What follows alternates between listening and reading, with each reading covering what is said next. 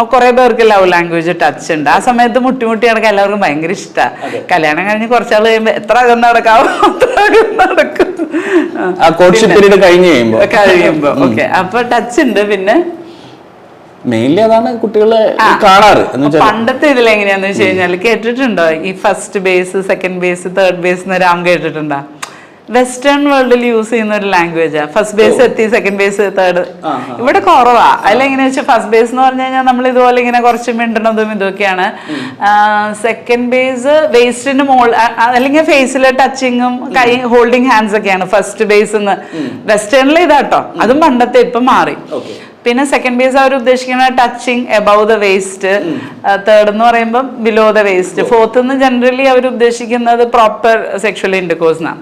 അപ്പൊ foreplay actually ഏറ്റവും കൂടുതൽ നടക്കുന്ന ഒരു ഏജ് ബിഫോർ മാരേജ്, പിന്നെ ടീനേജാണ്. സത്യം പറഞ്ഞു കഴിഞ്ഞാൽ കുറെ പ്രായമായ ആൾക്കാർ പറയും ഇപ്പൊ ജനിച്ചാൽ മതിയായിരുന്നു എന്ന്. കാരണം അവരുടെ കാലഘട്ടത്തിൽ ഇത് കുറവായിരുന്നല്ലോ. പണ്ട് ഇങ്ങനെ പബ്ലിക് ഡിസ്പ്ലേ ഓഫ് അഫെക്ഷൻ ആൾക്കാർ ഒട്ടും അലൗ ചെയ്യില്ലായിരുന്നു.